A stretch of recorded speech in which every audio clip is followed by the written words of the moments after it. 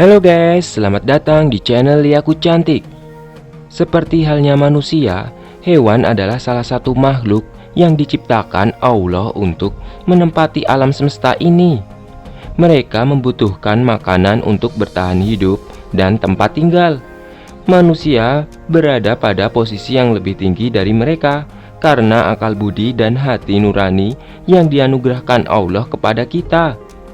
Itulah alasan mengapa kita berkewajiban untuk memperlakukan hewan dengan cara yang baik karena mereka berhak atasnya. Dalam Al-Quran banyak menyebutkan nama-nama hewan yang sering dipelajari dari kecil hingga kini. Dari hewan yang berukuran kecil hingga besar, dari hewan yang di darat, laut, dan udara. Nah, dalam video kali ini Liaku Cantik akan memberikan informasi mengenai 5 hewan yang disebut dalam Al-Quran yang jarang diketahui. Sebelum ke video berikutnya, tolong ya guys, subscribe channel ini. Karena dari kalianlah yang dapat membangun channel ini lebih maju lagi. Oke, kita ke video berikutnya. Gagak. Jika kita sering mendengar mitos atau hal buruk tentang burung gagak, itu berbeda dengan yang dijelaskan Allah dalam Al-Quran. Dalam surat Al-Maidah ayat 31, seekor burung gagak menjadi model bagi manusia karena menunjukkan cara menyembunyikan jenazah saudara laki-laki Qabil. Kemudian Allah menyuruh seekor burung gagak menggali-gali di bumi untuk memperlihatkan kepadanya bagaimana seharusnya menguburkan mayat saudaranya. Berkata Qabil, "Aduhai, celaka aku, mengapa aku tidak mampu berbuat seperti burung gagak ini? Lalu aku dapat menguburkan mayat saudaraku ini. Karena itu jadilah dia seorang di antara orang-orang yang menyesal." Quran Surat Al-Maidah ayat 31.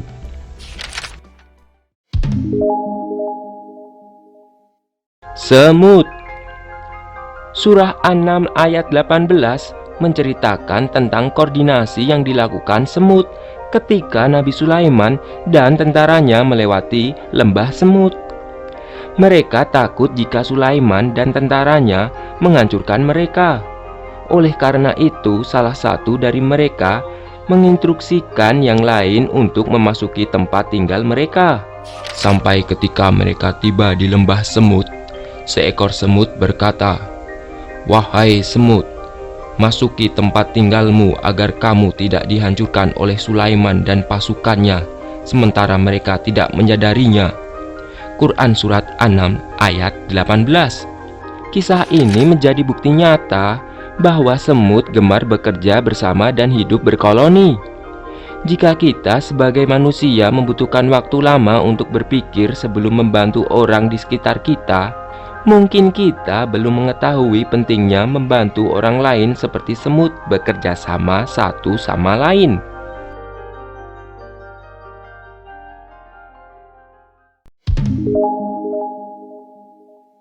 Lebah. Lebah termasuk salah satu binatang istimewa dalam Al-Quran. Hewan ini dikatakan sebagai hewan yang serbaguna. Nama lebah dijadikan sebuah nama surah, yaitu An-Naml. Dan Tuhanmu mewahyukan kepada lebah, "Buatlah sarang-sarang di bukit-bukit, di pohon-pohon kayu, dan di tempat-tempat yang dibikin manusia.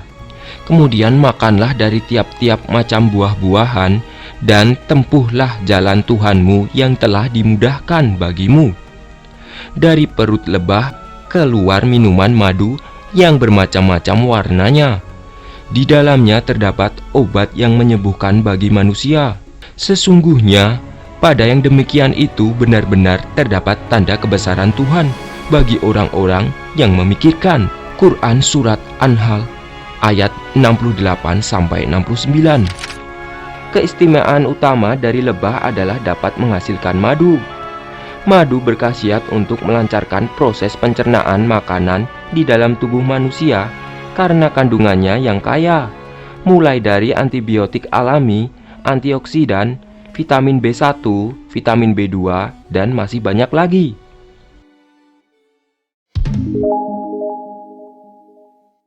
Ikan.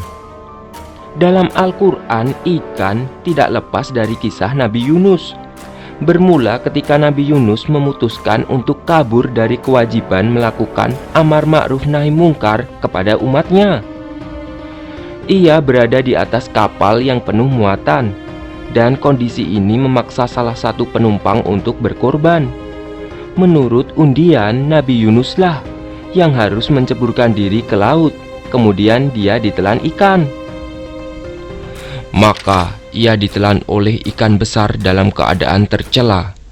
Quran Surat As-Saffat ayat 142. Sebagai makhluk laut, ikan halal dikonsumsi. Bahkan Allah memerintahkan kita untuk mengambil dan menggunakan sumber daya dari laut. Inilah alasan mengapa makhluk laut halal dalam Islam.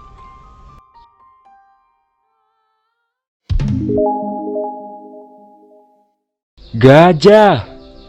Gajah disebut dalam surat Al-Fil ayat 1. Dalam konteks ini, hewan ini adalah tunggangan Raja Abraha ketika menyerang Ka'bah di Mekah pada saat Rasulullah lahir. Abraha adalah penguasa yang tidak senang dengan banyaknya orang yang melaksanakan haji ke Mekah. Tidaklah kamu memikirkan, wahai Muhammad, bagaimana Tuhanmu memperlakukan sahabat gajah?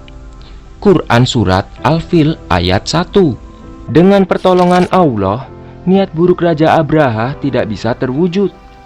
Allah mengutus gerombolan burung ababil yang membawa batu yang terbakar dari neraka, kemudian menjatuhkannya tepat di atas pasukan Abraha. Karena kejadian tersebut, Raja Abraha pun tidak bisa untuk menyerang Ka'bah. Semua pasukannya tertimpa batu itu hingga menembus ke dalam tanah.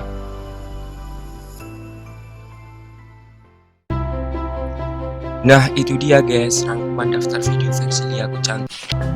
Jika kalian suka dengan video ini, silahkan klik like, serta berikan komentar positif di bawah ini.